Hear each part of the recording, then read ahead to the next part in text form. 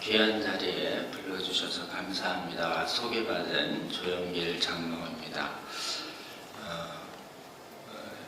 함께 잠깐 기도하고 말씀 증거하겠습니다.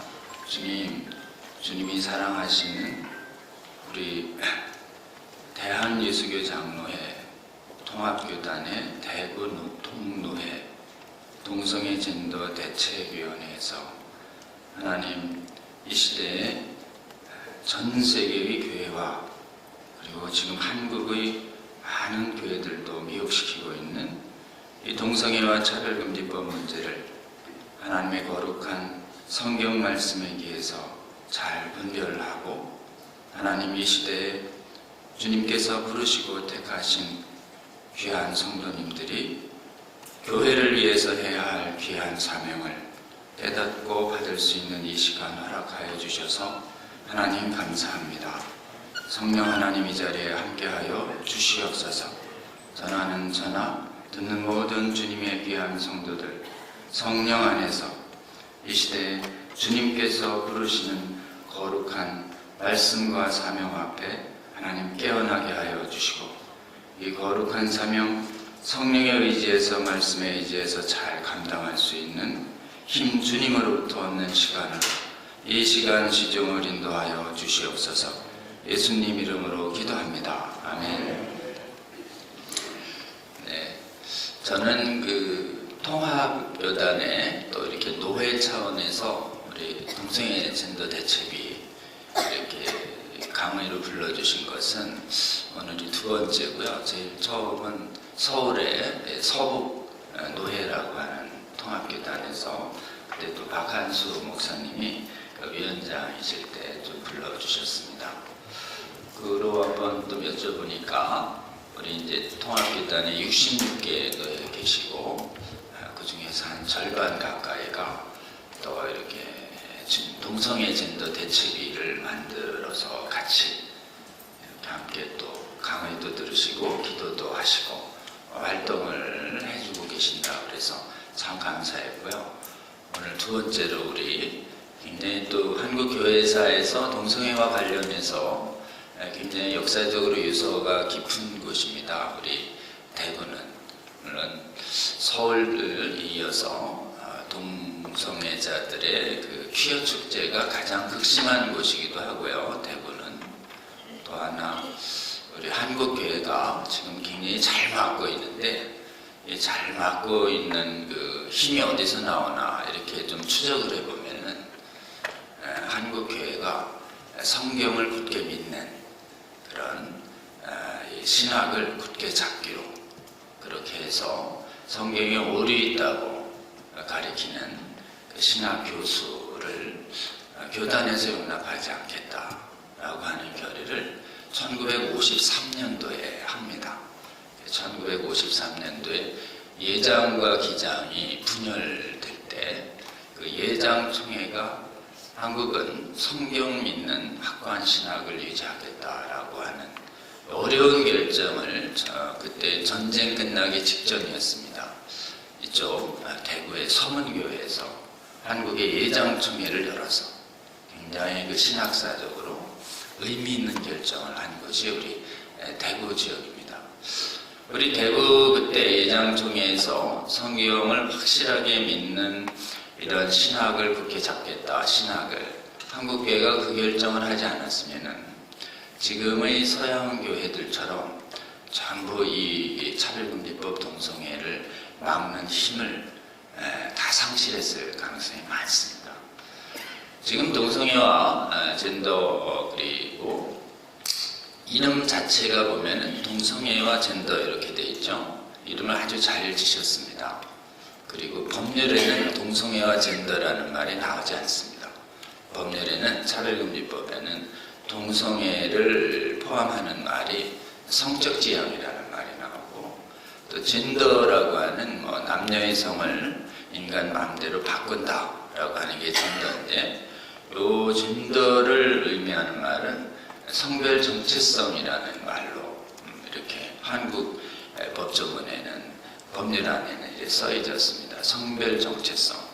요거가 원래 영어에서 번역한 말인데 이 성별 정체성의 오리지널 용어가 젠더 아이덴티티라는 요 말에서 나온 말입니다.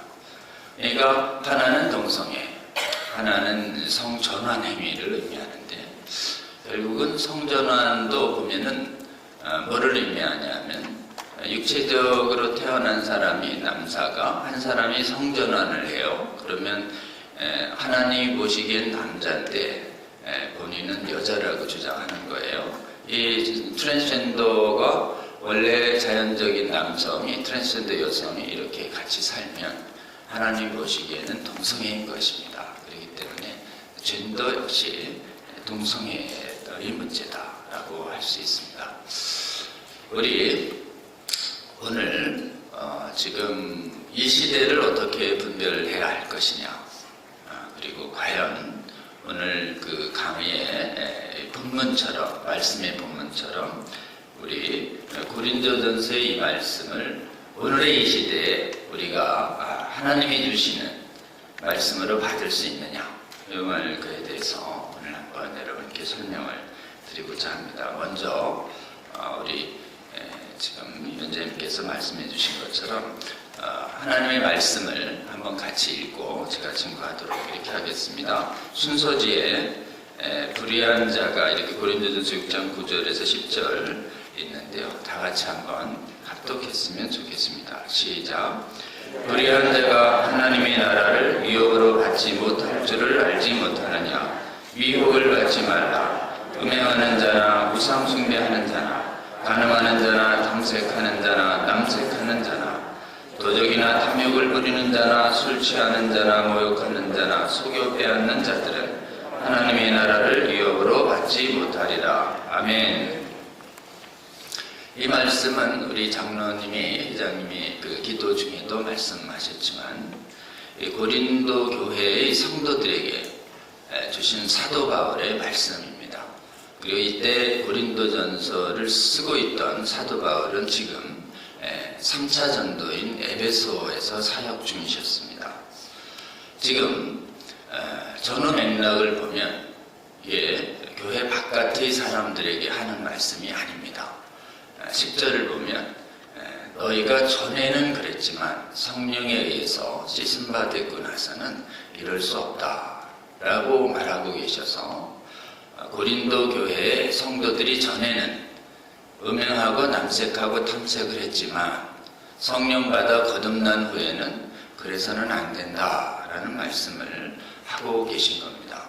근데 왜 이 말씀을 성도들에게 하느냐 하면 성도들 중에서 동성애와 성전환과 동성애와 음행을 하면서도 하나님 나라를 갈 수 있다고 가르치는 미혹하는 자들이 교회에 나타났기 때문에 그렇습니다.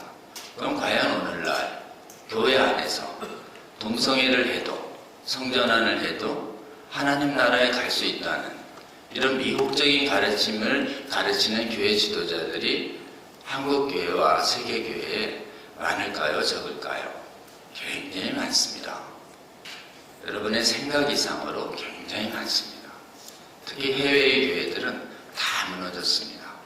특히 해외의 교회들은 유럽부터 무너지기 시작을 해서 이 교회가 동성애를 받아들인다 라고 하는 지경이 어느 지경까지 왔냐면 동성애는 더 이상 성경에서 금하는 죄가 아닙니다.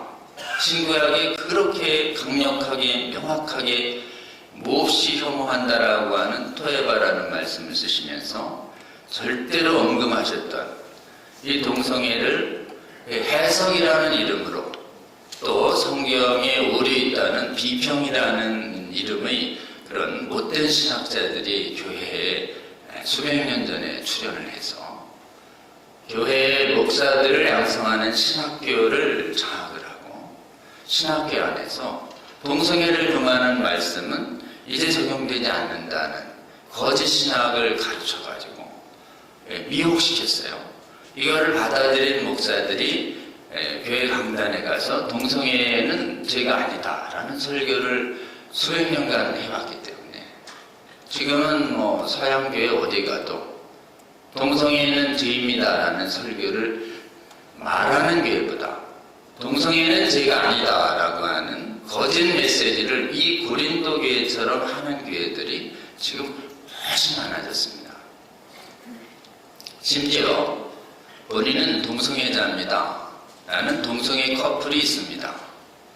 이렇게 동성애를 이렇게 교제하는 교회의 지도자 사제 목사들을 목사로 임명합시다 라고 얘기가 나와가지고 이거를 전부 동성애자 목사를 인정하고 동성애자들을 신학교에서 그대로 받아주고 동성애자들이 교회의 지도자들이 되어가는, 안 되는 거 아닙니까? 여기 하면은 성경에 의해서 안 된다고 얘기하는 교수들과 목사들과 성도들을 취재해서 내보내는 이런 지경까지 됐습니다, 여러분. 어디가 그러냐고요?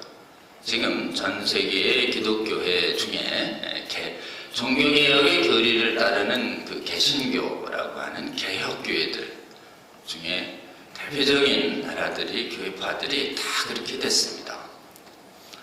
세계적으로 영향력 있는 영국의 대표적인 개신교회는 성공회입니다.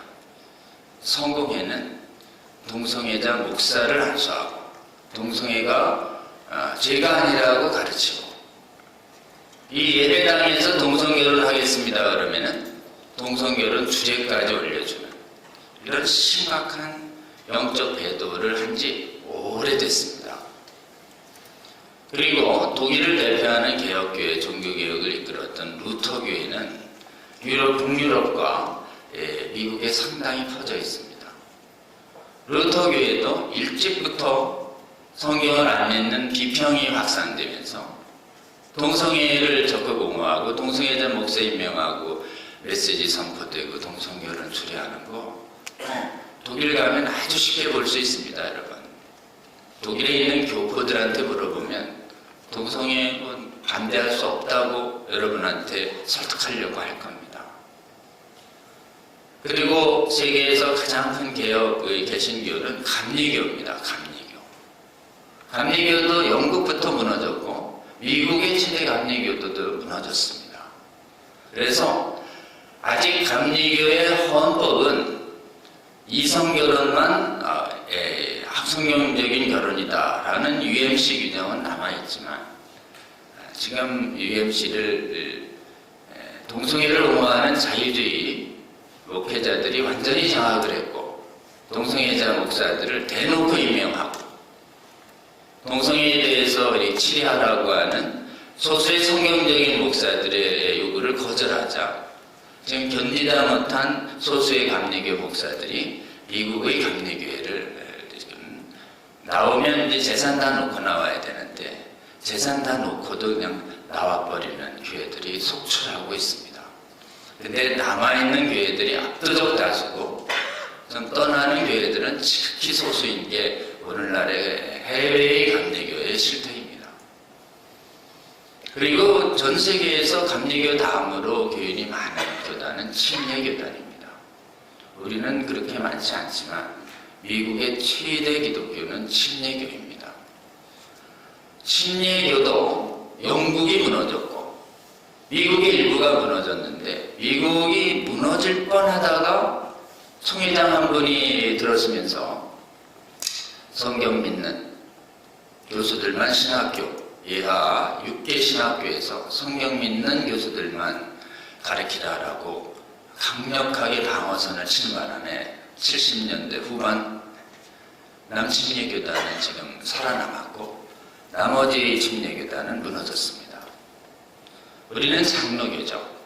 대한민국은 장로교인의 숫자가 500만이 넘는다고 알려질 정도로 세계 최대의 장로교 국가입니다. 미국의 장로교가 크다라고 하지만 유럽 장로교는 소수로 줄어들었고 미국 장로교는 많아야 3,400만. 미국 장로교단을 이끄는 교단은 한국교회를 이렇게 성장시켜준 PCUSA라고 연합장로교회라고 합니다. 북장로교, 남장로교, 연합한.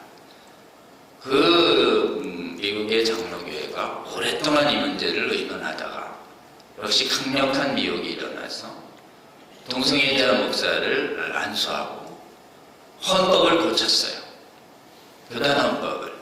그리고 동성결혼을 합법화했습니다. 지금 미국 장로교단 이 문제에 있어서는 절대 따라가면 안 되는 이런 지경이 돼버렸습니다. 지금 남아있는 교단은 신학적으로 조금은 우리 장로교 개혁주의에 비해서 정밀하지 않지만 성령에 의한 거룩한 은사와 능력을 굳게 잡는 순복음 교단만 오염이 들되고 이 문제에 있어서 상당히 강력한 저항을 하고 있는 교단 정도입니다. 여러분, 그러면 한번 보시죠. 어느 교파가 남았습니까? 전부 무너졌습니다. 이 문제에 있어서. 그리고 오직 한국교회만 최대 장로교 예장이 확실히 반대하면서 예장의 이름을 건 모든 한국교회의 교단들은 전부 반대합니다.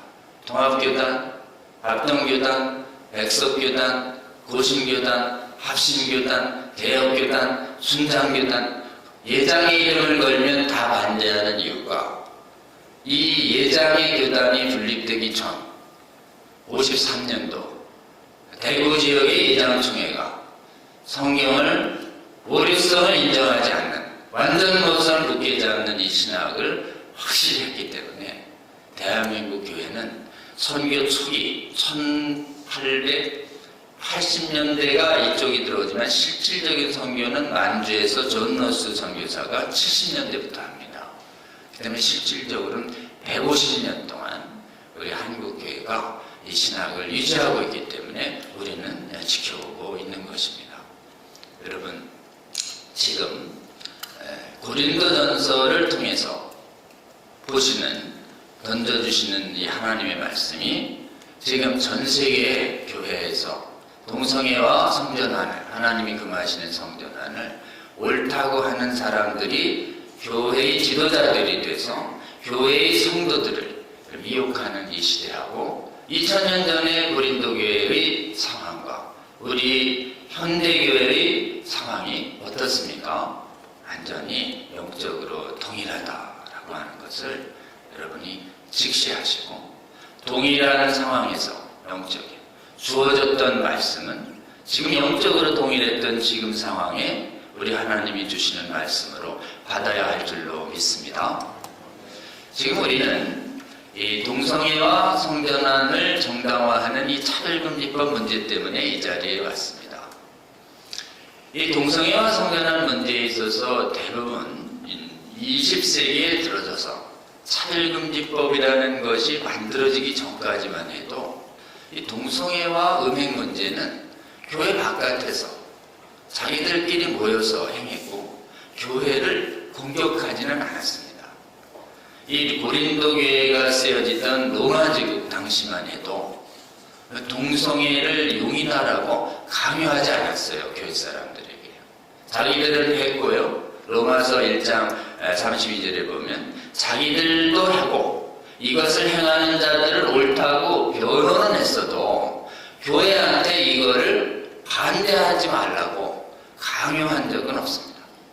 근데 이 차별금지법은 19세기에 나타나서 마귀가 지금 아예 교회에게 동성애를 반대하는 목소리를 내면 법의 이름으로 나라의 법률로 금지시키겠다라고 하는 이 악법을 만들어냅니다.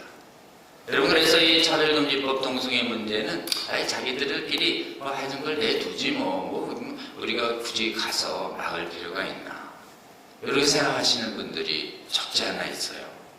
근데 여러분, 그렇지 않습니다. 이 법이 통과되면 안내 공문에서도 나와 있는 것처럼 우리의 성경적인 메시지 선포를 법 위반으로 봅니다.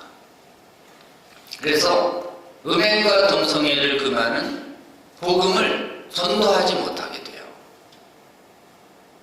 지금 우리는 제정이 안 됐기 때문에 지금은 이렇게 강연회도 열고 또 반대하는 목소리를 내고 교회에서 가르쳐도 여러분을 범법자로 보지 않죠. 그러나 이 법이 제정이 되면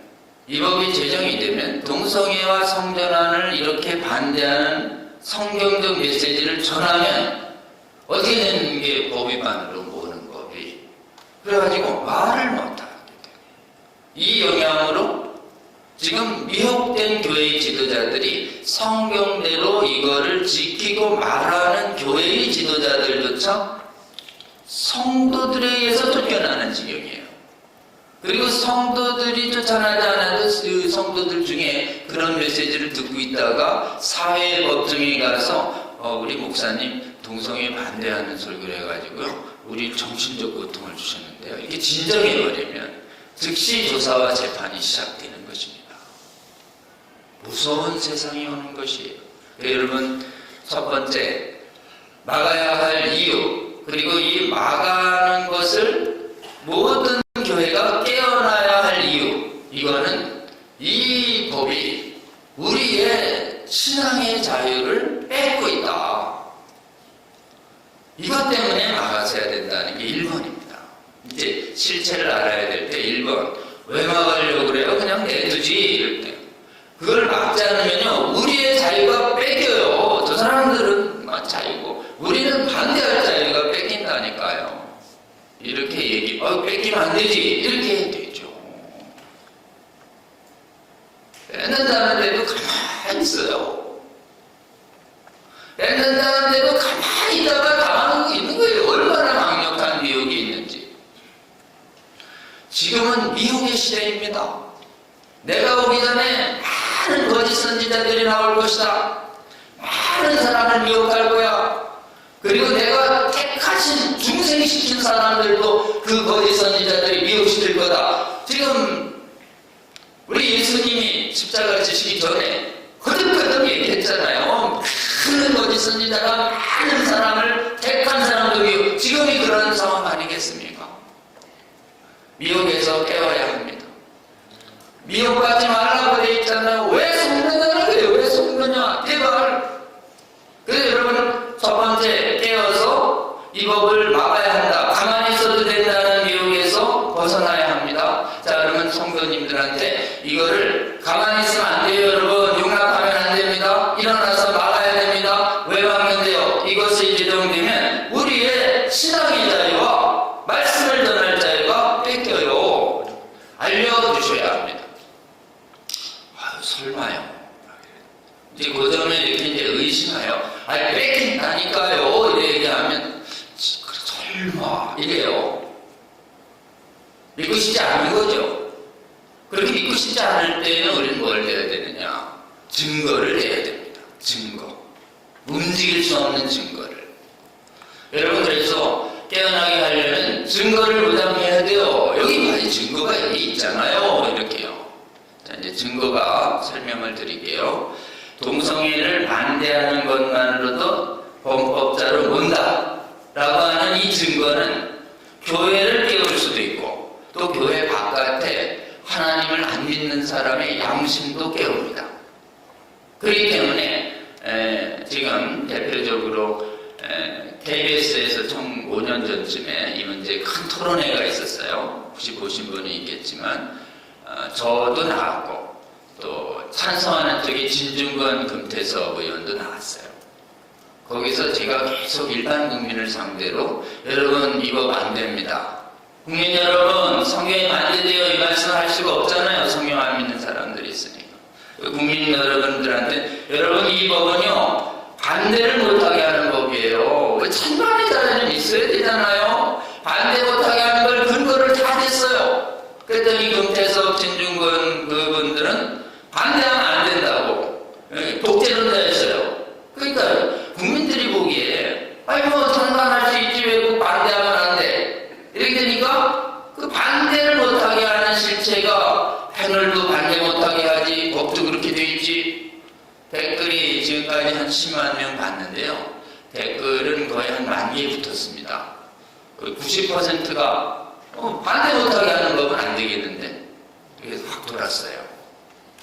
그 토론회 이후에 MBC든 SBS든 지금 토론회가 확 잡혔다가 지금 싹 취소돼가지고, 그 후로는 지금 토론회가 안 열리고 있죠. 그때 하나님께서 많이 잘 도와주셨습니다. 그리고 우리 깨어난 한국교회 지도자들이 국민들에게 여러분 이거 반대 못하게 하는 법입니다. 반대 못하면 이렇게 나라가 망가져요. 이렇게 설명하기 시작했더니 국민들이 깨어났어요.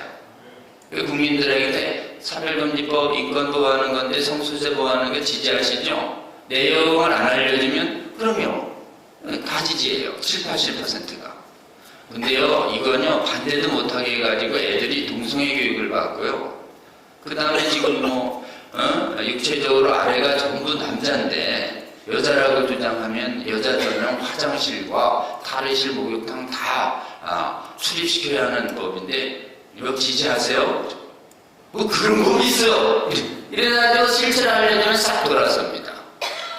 그러니까 지금 알면 깨어납니다. 그러니까 첫 번째 알려주세요, 여러분. 반대를 못하게 하는 법이다. 이제 반대 못하게 하는 법은 법조문과 사례와 보고서 세 군데 있어요. 법조문에 법에 어디에 반대 못하게 돼 있어요? 이렇게 얘기하면 법조문 이게 그거다라고 얘기해줘야 됩니다. 법조문에는 반대하면 처벌합니다. 직접적 표현이 없어요. 법조문에는.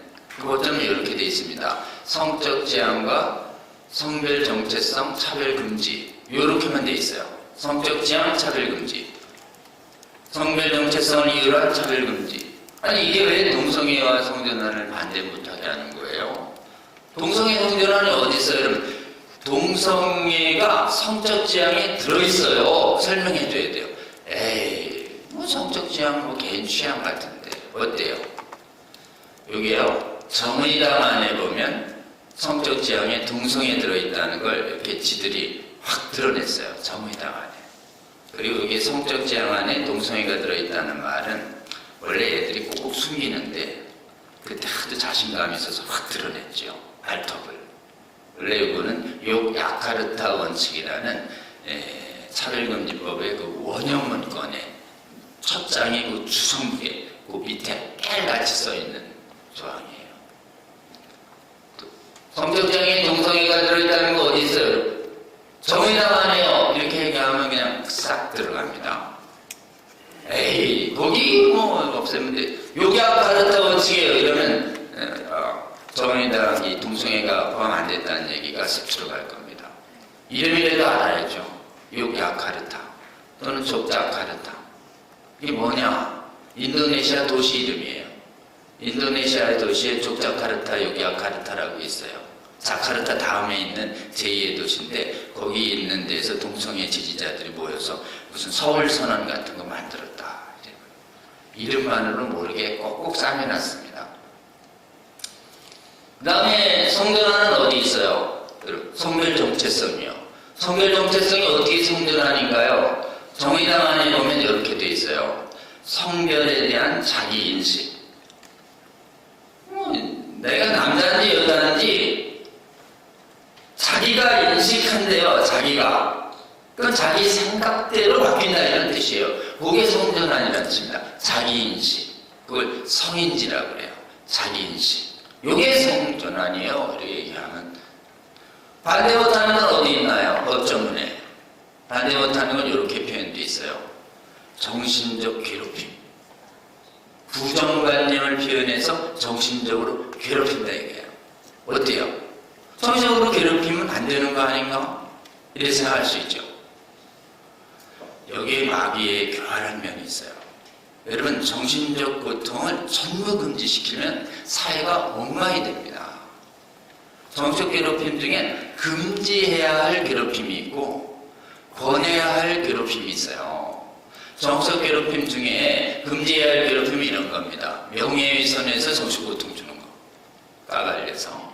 아주 그냥 모욕적으로 인격 경멸적인 욕설을 하는 거. 이걸 모욕이라고 그래요. 그거는 정신 고통 주면 안 돼요. 근데 사람은 언제 정신 고통 느끼냐면 생각이 다른 거를 확인할 때 대화 과정에서 정신 고통을 느껴요. 특히 뭐 어렵습니까? 자녀들의 양육 방안을 놓고 이 부부간에 이렇게 격렬한 의견을 교환하면 어떻게 해요? 서로 고통스러워요? 안 고통스러워요? 고통스럽죠. 제 강의인데 정신적으로 고통스러운 분 계시죠? 예. 정신적 고통은 다른 가치관이 충돌할 때 느낄 수 있어요. 이것까지 금지시키면 대화가 안 돼요. 의견이 다르더라도 진리를 찾기 위해서 교환 과정에서의 정신적 고통은 참아야 한다. 이게 헌재의 결정이에요. 여러분 기억하세요. 진리를 교환할 때 진리를 발견하기 위해서 다소간의 정신적 고통이 수반돼도 참아야 한다. 맞죠? 이거를 사상의 자유시장 이론이라고 그래요. 이건 세상 사람들에게 설명하는 방식이고, 성도님들한테는 정신적 고통을 주는 걸 어떻게 허용할 거냐. 성경에 보면 하나님의 진리의 말씀이 선포되면 거짓으로 살았던 사람들의 영혼 속에 그 진리 하나님의 말씀이 영과 혼을 찌르고 쪼갭니다. 그래서 영혼을 완전히 하나님 말씀으로 깨버려요. 그러니까 완전히 깨어진 마음을 가지고 하나님 앞으로 나옵니다. 그때 통증을 의미하는 게 뭐냐? 통해예요. 통해. 예? 아프게 회개하는 방법으로 하나님께 나오게 만드시죠. 하나님은 구원하실 때 정신적 고통을 반드시 주십니다. 모든 정신적 고통을 금지시키면 회개가 안 되고 구원이 안 되는 거예요. 여기에 차별금지법에 무서운 함정이 있는 것입니다. 그러니까 여러분, 정신적 고통, 왜 지금 동성애자 앞에서 동성애 나쁘다고 자꾸 얘기하면 고통받잖아요. 왜 그런 얘기를 하십니까? 어때요? 이 말을 이렇게 말하는 교회 지도자들이 굉장히 많아요. 동성애만 죄예요. 왜 동성애만 갖고 난리예요? 그 동성애 여자는 정신 고통받잖아요. 이렇게. 여러분, 동성애도 죄고 다른 것도 죄죠. 성경은 이렇게 얘기합니다.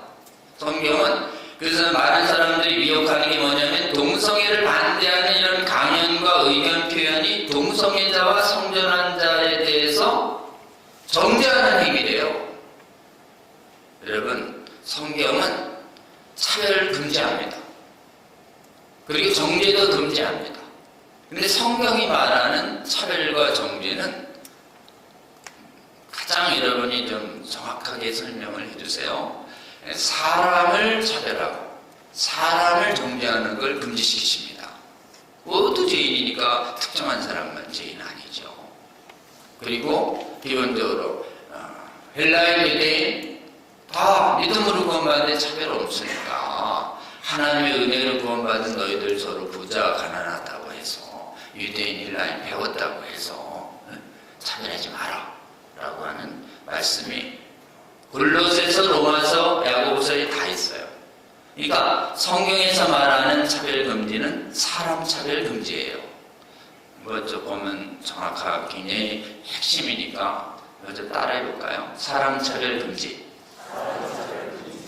이게 성경의 대원칙이에요. 근데 행위는요. 하나님은 행위를 철저히 따지십니다. 행위는. 이게 거룩한지 더러운 건지, 의로운지 악한 건지, 선한지 악인지 다 따져요. 행위는 엄중하게 따집니다. 그래서 우리의 삶 중에 하나님을 대역하는 거짓된 행위, 악한 행위, 죄지요. 그 죄를 우리 힘으로 해결 못하니까 너희 힘으로 죄값 못 치르니까 너희들이 죄값 치르면 싹 죽어야 되니까 너희들 살리고 죄값 치르기 위해서 하나님의 아들 예수님을 보내시고 아들 예수님이 스스로 오셔서 십자가에서 그 죄를 감당하신 거죠. 얼마 안 있으면 지금 부활절이 옵니다. 예수 그리스도가 왜 오셨나요? 악한 죄 때문에 오시지 않으셨습니까? 그 죄는 예수 그리스도의 보혈 이외에는 씻을 수 없을 정도로 하나님은 강력하게 혐오하십니다. 그러니까 동성애와 음행을 혐오하는 건 주님의 명령이에요. 동성애자와 음행하는 자를 사랑하는 건 주님의 명령이에요. 그렇기 때문에 음행한 여인이 왔을 때 심판과 죄의 심판까지. 그러니 가서 다시는 죄를 짓지 마라. 음행하는 자 앞에서 예수님이 말씀하시잖아요. 음행은 죄라고. 여러분, 동성애와 음행이 죄라고 말하는 건 정죄가 아니에요? 정죄가 아닙니다. 이것은 진리를 선포하는 것이에요. 그리고 이것은 분별이에요. 분별. 이런 정당한 진리 선포와 정당한 전도와 정당한 분별 행위를 차별금지법은 교활하게 정신적 고통을 준다는 이유로 사람차별하고 똑같게 만드는 거예요. 여러분, 이 지점에서 우리는 논리가 필요 없습니다. 믿음의 고백을 해야 돼요. 저 사람들은 동성애를 미워하는 것만으로도 동성애자 정죄예요, 이렇게 얘기합니다. 그럼 우리는 이렇게 얘기해야 됩니다. 동성애자를 미워하는 것과 동성애를 미워하는 것은 달라요. 동성애를 미워하는 건 정죄가 아닙니다 라고 우리는 믿음을 가지고 말해야 합니다. 여기서는 증명의 문제가 아니에요. 성경이 그렇게 말하고 있기 때문에 성경 따라 나는 동성애와 음행을 미워할 겁니다. 여러분, 이거는 정당한 행위 혐오입니다. 하나님이 하라고 하신 명령이에요. 모든 혐오 발언을 금지하라. 이게 오늘날 전 세계를 미혹시킨, 마술처럼 미혹시킨 거짓말이에요. 여러분, 사람 혐오를 금지해야지. 살인, 강간, 음행, 동성애, 이 악한 걸 왜 미워하지 말라는 거예요? 죄는 미워하라. 네가 하나님을 경외하느냐? 하나님을 경외하는 자를 마땅히 죄를 미워해야 하느니라. 내가 미워하듯이. 이게 정당한 혐오를 회복해야 합니다. 고난세기 운동을 해야 된다고 그러면서 입에 전혀 하나님의 준엄한 심판의 말씀을 가지고 아이들을 훈육하지 않고 계속 칭찬만 하면 어떻게 돼요? 애들 다 죄가 얼마나 나쁜지 모르고 다 위험해집니다, 여러분. 우리 하나님의 훈육 방식을 따라야 합니다. 하나님은 칭찬도 하시지만 꾸짖는 말씀이 성경에 훨씬 많습니다. 꾸짖어야 돌아설 수 있기 때문에 그렇습니다. 여러분, 그래서 차별금지법이 행위차별과 행위자 차별을 교묘하게 섞고 있다. 정신적 고통론을 이유로. 그럼 정신적 고통 중에 지금 모욕명예에서는 허용되지만 금지해야 되지만 나머지 행위에 대한 혐오는 보장해야 된다. 그게 헌법이 말하고 있는 신앙의 자유, 양심의 자유입니다. 자, 우리 세상의 말은 양심의 자유라고 하고 우리 하나님의 말씀은 진리의 선포인 것이에요. 진리의 선포를 이 법조문이 막고 있습니다. 잘 분별하셔서 이 조문이 그렇게 해석된다는 게 어디 있어요? 일부러요, 이제. 근데 논리적으로 그렇게 해석되는 게 분명한데도 그게 그렇게 해석이 되겠어요? 해외에 제정된 나라들을 보면 그냥 사람 차별이 아니라 행위 반대했을 때인데 법적 책임을 묻는 게 차고 넘쳐요. 차고 넘쳐요. 해외 사례들을 제공해야 됩니다. 인터넷에서 쉽게 찾을 수 있는 거를 여러분 이 스마트폰 열어서 여기 보면 있잖아요. 이렇게 얘기하세요. 증거를 제시하는 방법입니다. 자, 대표적인 사례 한 3가지는 인터넷에서 찾아서 주세요. 첫째, 노방에서 동성애 반대 설교한 사람을 체포하고 지금 조사를 해서 구금을 시켰었습니다. 영국의 토니 미아노라는 분이 있습니다. 신문에 났어요. 찾아보세요. 토니 미아노, 노방 설교, 체포, 조사. 목사님이에요. 그러니까 이제 뉴스앤조이에서 이랬어요. 뭐 여러 자리에서 그렇게 큰 소리 치니까 처벌하지. 동성애 반대는 아니죠. 아니에요, 여러분. 공개적인 장소에서 큰 소리로 응원하고 노래한 사람은 안 잡아갔어요. 큰 소리로 동성애 반대 설교한 사람은 잡아간 거예요. 그게 아프니까 오히려 진실 말하는 걸 가짜뉴스라고 막 딱지를 붙여요. 그래서 그러면 여러 자리에서 조용히 하세요. 조용히 하면 안 잡아가지. 그럴까요? 그래서 또 사례가 있어요. 말 한마디 안 하고 동성애는 죄입니다라는 편말만 듣고 있었어요. 어느 한 성도가. 그 성도 이름이 신문에 났습니다. 해리.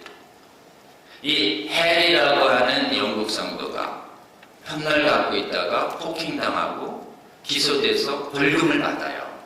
입법 끝 안 내고 이렇게 피켓만 들고 있었는데, 해리 해몬드.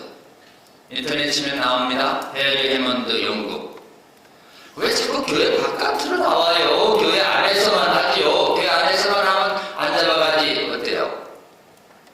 이거에 또 목사님들이 미혹돼요. 아유, 싫어하잖아요. 우리끼리만 합시다. 싫어하잖아요. 그러면 교회 안에서 했더니 안 잡아갔을까요? 또 알려주세요. 여러분, 교회 안에서 설교하다가 재판받으신 분이 있어요. 인터넷에 칩니다. 아케 그린, 스웨덴. 자기 회중에게 동성애 아닙니다 라고 얘기했는데, 회중에 누군가가 지금 바깥에 찔렀어요. 이 양반이 기소됩니다. 검찰에. 재판할 때 목사님들이 다 유명해요. 왜 그걸 그런 설교를 해가지고. 이 양반이 1심에서 실형당합니다.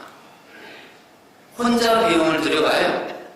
2심, 3심에서 간신히 무죄 당했는데, 아케그린 목사가 회중의 동성애 반대 설교에서 두들겨 맞는 거 보고 스웨덴의 모든 강단에서 동성애 반대 설교가 싹 사라져요. 자, 기억해야 되겠죠? 이 세 가지 사례. 다 목사님들 같은데 평신도들은 평신도들 괜찮을 것 같죠? 교사들이 동성애 반대 강연했다. 전부 징계됩니다. 동성애 반대 상담한 상담사 의사 다 면허 어렵게 됩니다, 여러분. 빵집 운영하는 동성애 반대 지지한다고 케이크 써달라는데 거절했다.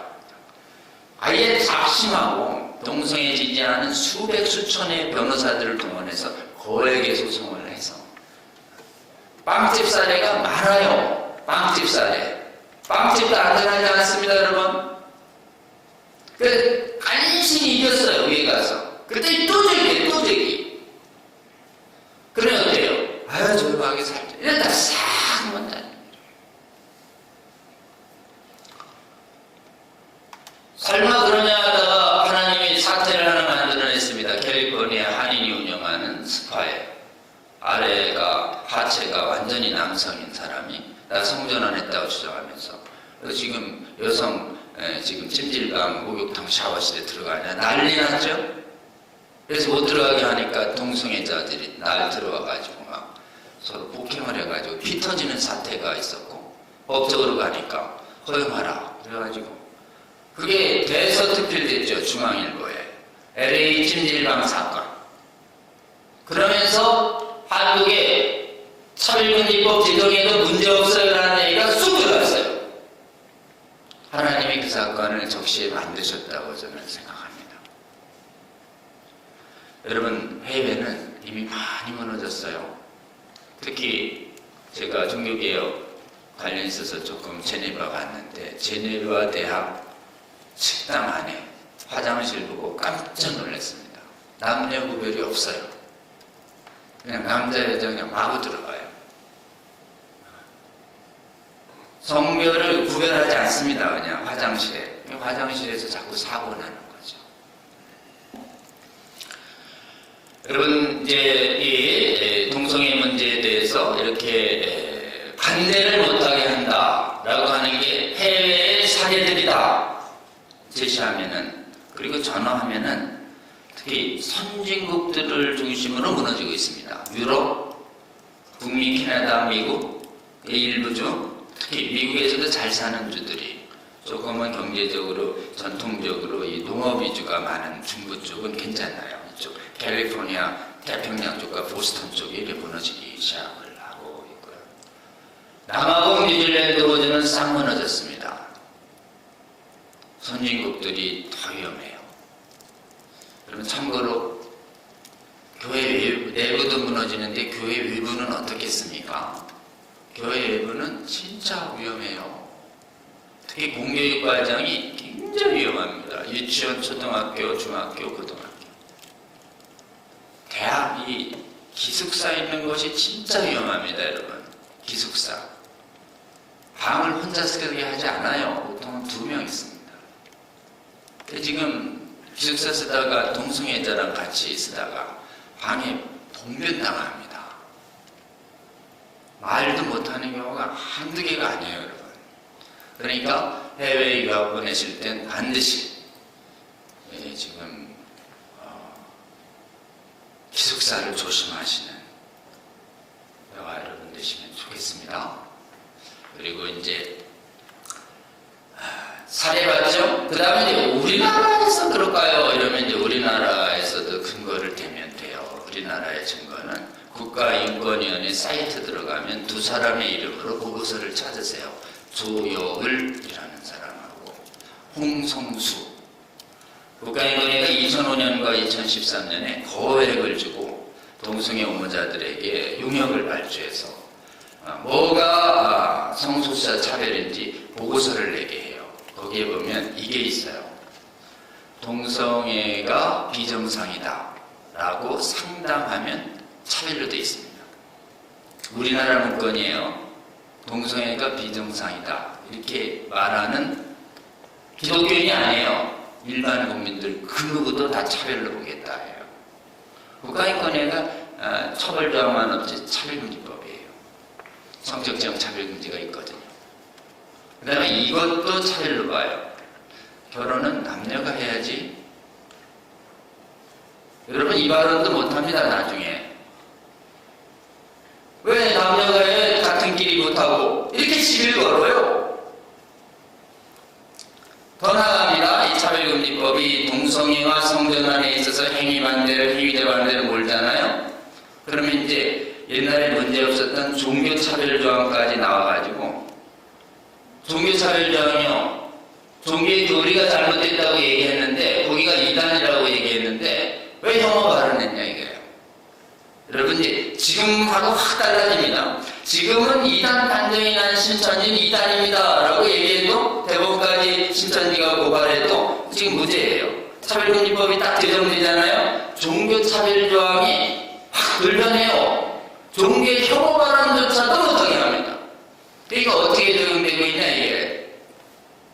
지금 나는 예수 그리스도가 유일한 구주라고 믿습니다 라고 얘기하면 성소고통 받았다 얘기야. 왜 알라는 구주가 아니냐 이거지. 예수 그리스도의 유일한 구주 고백을 금지시킵니다. 막아야 될까요? 막아야 될까요? 막아야 할 줄로 믿습니다.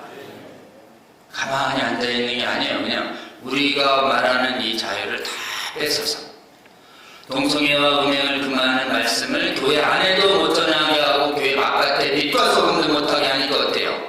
사회가 빛이 없어지니까 어두워지는 것이고 소금이 없어지니까 썩어가고 부패하고 있는 게 영적으로 보이지 않으십니까? 빛과 소금의 역할을 다하라 라고 하기 위해서 우리는 사회를 어둡게 물들이고 사회를 완전히 부패시키는 이 동성애 차별금지법을 막아서야 할 국가사회에 대한 책임이 있다. 믿음으로 받으시는 저와 여러분 되시기를 주의 이름으로 권면합니다. 교회 내에는 심각한 영적인 이유가 있습니다. 오늘 읽은 말씀처럼요. 동성애와 성전환, 남색, 탐색, 음행 계속 행하게 되면 어떻게 되는가? 하나님 나라를 영으로 못 받습니다. 하나님 나라를 동성애나 성전환을 했다는 행위를 했다는 이유로 구원이 취소된다든지 제약을 행한다는 하나님 나라에 못 들어간다는 행위 구원론이라든지 이런 걸 의미하는 게 아니죠. 하나님이 택하셔서 중생시켜서 성령이 거하는 자는 성령께서 괴롭게 하기 때문에 이 악한 행위를 일시적으로 미혹돼서 했다 하더라도 끝내 하나님이 견인시키셔서 그를 못하게 하십니다. 근데 문제는 뭐냐? 차별금지법이 제정되면 말씀으로 권면할 수가 없어요. 말씀을 못하니까 깨어나질 못하는 것이.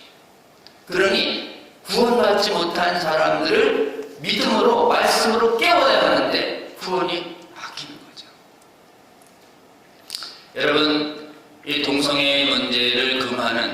하나님의 말씀은 1500년 전에 출애굽 이후 가나안 땅 입성 전에 시내산에서 주어진 말씀이에요. 너희들이 살았던 애굽 땅의 그 가증한 금지상강과 들어갈 이 가나안 땅의 수간과 음행과 동성의 가나안 아벨이 지금 바알바세라를 섬기는 가증한 풍속을 행하지 마라. 너희들도 행했었지만 지금부터는 안 돼 라고 말씀하셨던 거죠. 여러분, 바알바세라는 풍요의 신입니다. 다산의 신이에요. 풍요와 다산하기 위해서 바알바세라에게 짐을 드린 다음에 바알바세라를 섬기는 남창 여창들과 완전히 난교를 행하는 것이 당시 예배법이었고, 그렇기 때문에 남창과 여창이 음행과 동성애를 주도하고 있던 거죠. 그때 우리 하나님은 가장 가증한 죽이라, 반드시 제하라 라고 얘기한 이 동성애가 당시 세계 경제적으로 군사적으로 7강 대국이 거기가 이걸 마음대로 쾌락을 위해서 경제적 권력을 위해서 행하더라도 구원받은 너희 백성들은 내가 거룩하니 거룩하라 라고 하는 이 말씀을 철저히 지켜야 되고 대대로 가르쳐야 했습니다. 근데 이걸 못 가르쳤어요. 그 경제적으로 풍요한 사람들과 자꾸 혼합을 했어요. 이 여호와를 부르면서도 가나안의 바알바세라를 동시에 섬겨가지고 어떻게 됐느냐, 북이스라엘 일반 백성들과 왕과 제사장들부터 동성애를 행하기 시작합니다. 그리고 남유다도 이세벨의 영향으로 똑같이 일반 백성과 왕과 제사장들까지 전부 바알바세라를 섬겼다고 예레미야서의 11기의 역대기에 너희들 망국된 이유가 뭐냐, 이 우상숭배와 가증한 동성애를 멸하라고 하는 이 하나님 말씀을 지키지 않았기 때문에 내가 소돔과 고모라를 멸하듯이 너희들 멸한 것이야 라는 말씀이 계속 나오죠. 그리고 또 다시 이 땅에 우리 주님이 오셨습니다.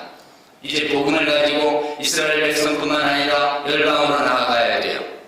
이제는 어린 양의 지금 실제 동물이 아니라 예수 그리스도 어린 양의 피로 지금 제가 사진 새로 태어난 성령에 의해서 새로 성령 세대로 태어난 교회의 성도들이 복음을 가지고 이방으로 나아가야 할 때 그 이방 사회인 로마 제국이 어땠는가? 성에 관한 완전히 가나안과 똑같았습니다. 이 로마 시대에 이 고린도 교회에 비너스 신전이 있었어요. 아프로디테 신전. 아세라를 기고를 잇는 신입니다. 신전 여사제 1000명. 전부 남자가 하면 음행이고, 거기 여자도 예배를 많이 봤어요. 여자가 비너스 신전에 가서 예배하면 동성애로 예배 보는 것입니다. 지금 고린도에 남아있는 큰 신전 아폴로 신전이 있어요. 아폴로 신전은 지금 섬기는 자들이 미동이에요. 미동. 어린애들. 아주 아름답게 생긴. 아폴로 신전 가서 예배했다는 전부 동성애 한 거예요. 아폴로 신전, 비너스 신전 같은 이런 음행신이 에베소에 있는 아테미라는 것으로 있고 로마에도 있고 로마 천역에 있으니까 어때요? 로마서의 1장부터 이방인의 대표적인 예로 여자 동성애와 남자 동성애를 얘기할 정도로 그 사회는 완전히 동성애로 부패했던, 소돔과 고모라처럼 완전히 멸망해서 지금 현산 정도로 부패했던 땅에 하나님의 은혜와 복음이 가는 것입니다. 그곳에서 왕들이 동성애를 행했다는 기록은 수에투니우스의 12명의 시저들이라고 200년대에 나온 역사서가 다 증언하고 있어요. 시저부터 도미티안까지. 그럼 일반 영적 지도자들인 철학자들은 어땠는가? 여러분, 로마의 철학은 그리스 철학을 예상합니다. 로마 철학은 당시에 플라톤 철학과 아리스토텔레스 지배하고 있었어요. 철학자들이 동성애를 어떻게 보고 있는지는 플라톤의 향연이라는 심포지엄에 아주 명확하게 나옵니다. 여러분, 향연 심포지엄, 에로스를 다룬 책. 전부 40, 50대의 남자 철학자들이 어린 소년하고 사랑을 하면 상대가 이성이 아니에요. 동성이에요, 동성. 그렇기 때문에 심포지엄은 완전히 그냥 가증한 구역질 나는 책이에요. 여러분, 그렇기 때문에 그리스 로마의 철학을 쫓아가면 영적으로 동성애를 옹호하는 이 사고에 물들게 돼 있어요.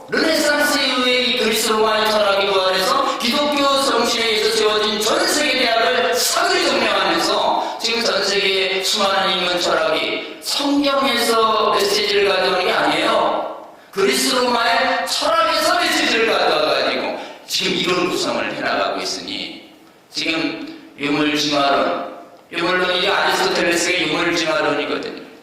신비주의적인 비성경적인 지금 철학들 다 플라톤에서 온 것입니다. 플라톤과 아리스토텔레스의 후예들이 대학을 지배하고 신학이라는 이름으로 교회까지 지배하면서 지금 교회 안이 전부 동성애를 옹호하는 거짓 신학으로 싹 물들어가 버리는 것입니다. 자, 우리는 보시죠. 동성애와 성전환, 음행, 남색, 탐색을 본인만 행하지 일 뿐만 아니라 그들이 행하는 자들도 옳다라고 하는 이 영적으로 이 주의 거룩한 백성을 둘러싼 온 세상이 정말 예수님이 말하고 있는 악하고 음란한 세대가 되어버린 것이 특히 동성애 문제와 관련해서 큰 구원사안이 있었던 1500년, 3500년 전 가나안 정복 시대, 그리고 2000년 전 복음이 전해지는 시대, 그리고 오늘날 어떻습니까? 똑같지 않습니까? 이런 시대에 우리는 너희들은 성전이 거하시는, 성령이 거하시는 거룩한 성전이니 그 성령이 거하시는 저로 어떻게 창기와 복을 합하는 음행을 할 수 있느냐? 절대 음행을 행하는 동성애와 끊고 거기서 나와라 라고 하는 말씀이 신약의 말씀에도 계속되고 있는 것입니다.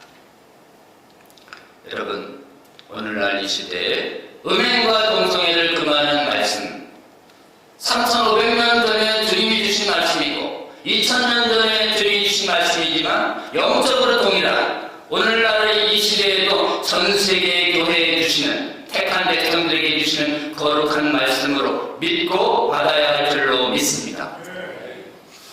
여러분, 이제 우리는 이 법 앞에서 해외가 무너졌어요. 어떻게 이렇게 무너졌는가? 해외가 그냥 형편없이 무너진 걸 우리는 보고 있습니다. 다 무너졌나요? 어디 남아있는 곳은 없나요? 몇 군데 남아있죠? 그 중에서 가장 많은 데가 남아있는 데가 우리 대한민국입니다. 우리가 잘난 사람은 아닙니다. 한국교회사를 연구해보면 진짜 하나님의 은혜로 하나님께서 한국교회의 성도들을 전적인 은혜로 택하셔서 지켜주고 계시다고 저는 굳게 믿습니다.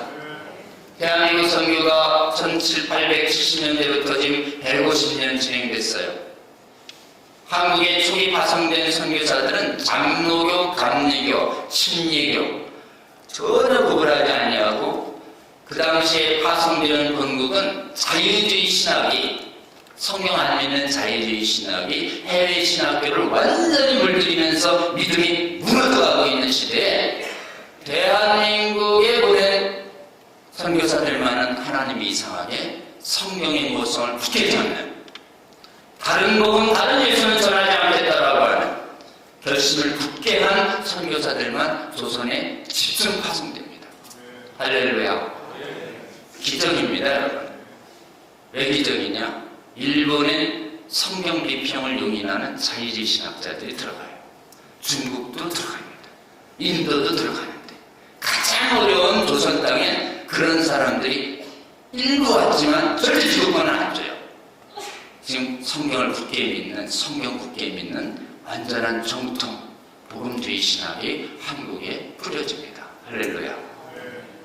성경을 열심히 번역하고 성경 번역한 성경을 가지고 말씀에 의지해서 전도하고, 그리고 지금 이 성경 말씀을 굳게 믿는 신학교를 세워서 성경을 굳게 믿는 완전 무한 하나님 말씀으로 믿는 목회자들을 한국교회 초기 50년을 거기서만 나옵니다.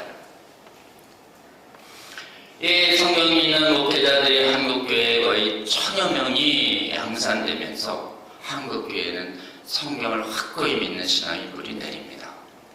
여러분, 성경 안 믿는 신학이 있다는 건 처음 들으신 분도 계실 거예요. 일반 성도님들은 처음 들으시는데 자유주의 신학이라는 게 있어요. 자유주의 신학은 성경을 하나님 말씀으로 안 봐요. 인간 책으로 봅니다. 자꾸 따져요. 그리고 예수님을 창조주로 안 봐요. 인간으로 봐요. 아리우스 2단이에요, 여러분. 삼위일체를 안 받아들여요. 이성으로 이해 안 된다는 이유로 성령의 기적을 다 부인해요. 지금 성령의 기적도 싹 빼요. 동정녀 탄생도 싹 빼요. 그러니 지금 우리가 좀 있으면 맞을 십자가의 대속에 의해서만 구원되는 걸 안 믿어요. 그럼 뭘로 구원받냐? 도덕적인 반성으로 구원된다고 그래요. 도덕 반성으로 구원되면 지금 여기 유대교나 불교나 이슬람이랑 똑같아지는 겁니다. 그러니까 종교 간의 대화가 되는 거예요. 대속을 부인하니. 그러니 부활, 승천, 재림도 안 믿습니다, 여러분. 그러니 천국까지 것도 안 믿지요. 이게 무슨 기독교예요? 근데 기독교라는 이름으로 신학계에 딱 장악을 했어. 전부 목회자들을 이렇게 성경 안 되는 목사들을 오염시켜버리니까 해외교회가 북상추죠. 안 된 것입니다. 이런 상황에서 해외가 다 무너져내릴 때 성경 안 믿는 자유주의 신학과 강경하게 맞서 싸우도록 이렇게 한국교회를 깨우시고 지키신 분이 우리 하나님입니다. 유학파들이 성경 불평 받아들이자 조금 더 우리는 거 아니냐. 30년대 움직임이 있다가 이 아빙론 주석 자유주의 주석이 이름 올린 걸 예장은 총회를 열어서 해외 유학파들을 경고해버립니다. 다들 하지 말라고. 그러다가 다시 일제시대에 우상숭배, 천황숭배는 우상숭배가 아니라면서 타협하려고 하자 이 성경 믿는 신학이었던 평양신학이 스스로 폐결해버리죠. 그 중에 자유주의 신학자들이 그때 일어나서 조선신학교라는 걸 운영해가지고 천황숭배하면서 1938년부터 해방 이후 상당한 기간까지 한 10년간 성경에 오류 있다는 잘못된 신학이 그때 한국 교회를 덮칩니다. 위기가 왔어요. 그래가지고 해방되고 나서 조선신학교에서 공부하던 신학생들이 깜짝 놀란 거예요. 목사님들은 뭐라고 가르치는데 왜 여기 교수들은 히브리어 교수, 헬라어 교수 다 성경에 오류 있다고 가르치는 거야? 안 되겠다. 그래가지고 51명이 진정서를 만들어가지고 총회의 어른들한테 알려야 되겠다. 그래서 1947년도에 51인 신학생들이 퇴학을 각오하고 총회 이 교수님들이 성경에 오류 있다고 가르치는데 좀 조사해 주세요라고 하는 51인 진정사건이 발생합니다. 총회가 조사해 놨어요. 그리고 그 교수들을 지금 치료하려고 하니까 그 조선신학교 동문들과 신학생들이 일어나서 총회를 완전히 뒤집어 엎고 깡패로 가서 난장판을 만들어 놓은 게 6.25 직전이에요. 총회 신학교가 개혁이 안 됩니다. 그래서 지금 성경에 오류 있다는 교수를 어떻게 할지를 놓고 결정을 못한 채 시간이 흐르다가 6.25 전쟁이 터졌어요. 전선이 낙동강까지 갔다가 압록강까지 갔다가 다시 급격히 남하합니다. 그때 1.45 때 300만이 남하합니다. 누가 남아있을까요? 공산당의 종교 탄압을 철저히 경험했던 목사님들과 장로님들과 성도들이 미련 없이 떠난 것이. 그래서 남한의 총회를 열어보니까 6.25 전쟁 전에는 성경 비평을 용납하자는 사람들이 비등비등했었는데 성경 비평 뭐예요 대체? 성경이 완전 뭐한데 안 됩니다 라고 얘기하는 분들이 총회를 90%를 장악한 것이. 그래서 그건 뭐 실력도 좋고 도덕적으로 좋고 헌신도 많았어요. 김재준이라고 하는 교수와 서고도라고 하는 윌리엄 스콧이라는 카나다 선교사를 성경에 오류가 있다는 그 단 하나의 이유만으로 1953년도 예장총회는 파면 결정을 합니다. 그래서 그분들이 쫓아가서 나가는 곳이 기장이에요. 그리고 예장이 한국교회 주류가 딱 돼서 지금까지 시간이 흘렀습니다. 대한민국에서 절대 다수를 차지하는 예장이 성경 고성을 굳게 잡자 그 분위기에 편승해서 감리교, 천례교, 성결교 그리고 오순절교단까지 싹. 지금 그래서 현장 목회가가지고 목사님들이 성도님들 앞에서 여러분 성경에 오류 있는 거 아세요? 라고 설교했다가는 즉시 문제가 됩니다. 여러분 목회 불가능해요. 여러분 이렇게 완전히 성경을 하나님 말씀으로 알고 굳게 믿는 신앙을 전 세계 교회가 다 버리고 있는데 150여 년간 대한민국에 남아 있습니다. 여러분 누가 해주신 것이죠? 우리 하나님이 이 신앙을 지켜주셨다고 저는 굳게 믿습니다. 또 하나 성경을 굳게 믿으니까 기도하면 성령이 기적적으로 은혜를 베푸신다는 것을 지금 사람들이 기도하기 시작했어요.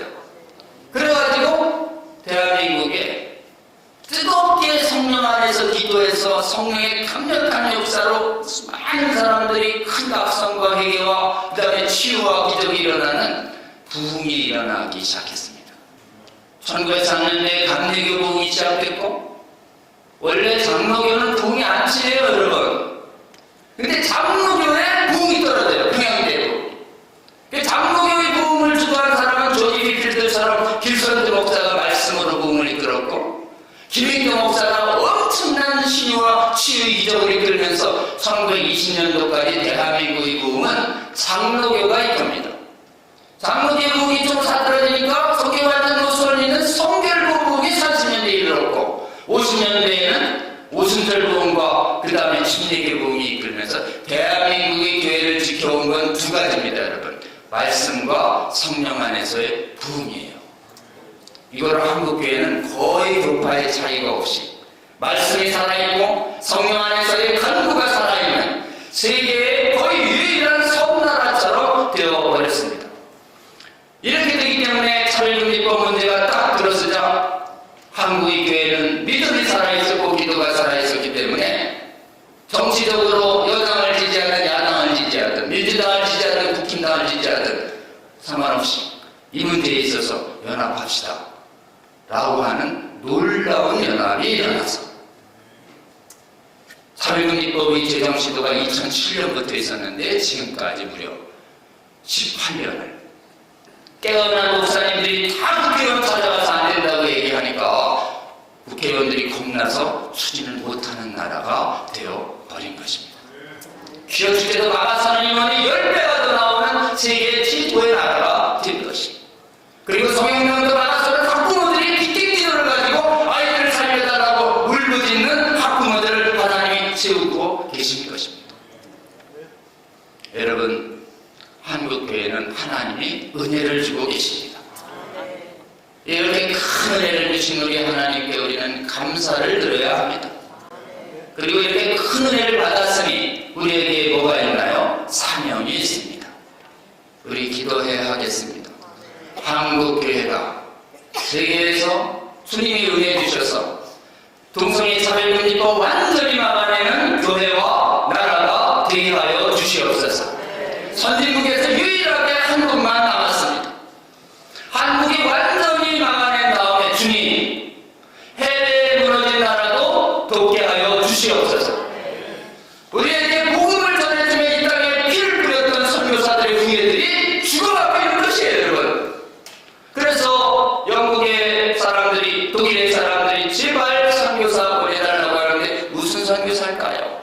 저는 이 악한 성혁명 차별금지법 악한 신학, 이 자유주의 신학, 비평신학 막아서고 기도하지 않는 그 나라의 기도운동을 하나님이 확산시켜야기를 원하신다고 저는 그렇게 믿습니다.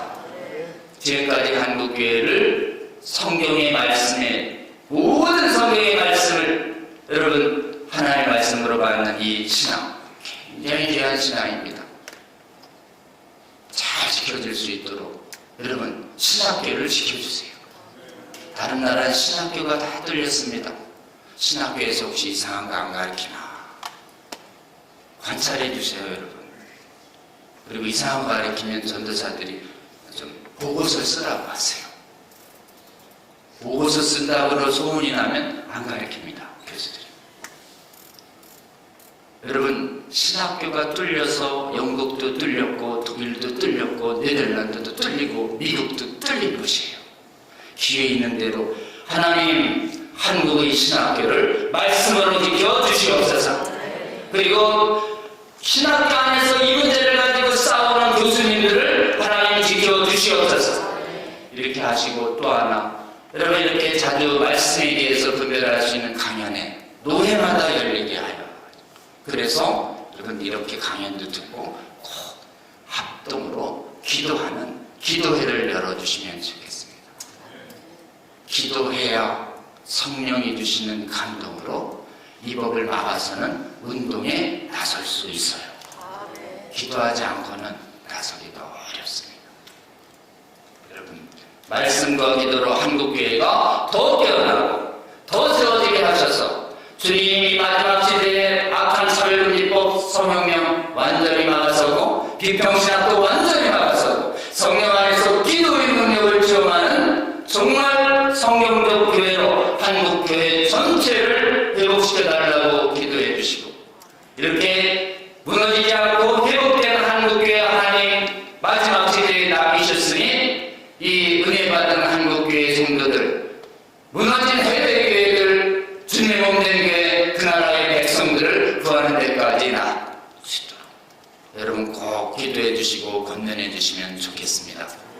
이거 하지 않으면 하나님 나라 위협 못 받는 영원한 지옥의 심판에 피할 수가 없습니다.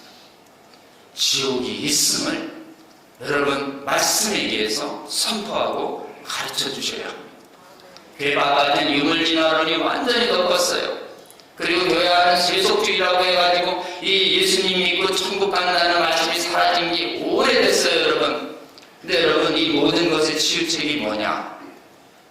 천국이 있고 지옥이 있다는 걸 말씀에 의해서 그냥 증명하는 게 아닙니다, 여러분. 선포하세요.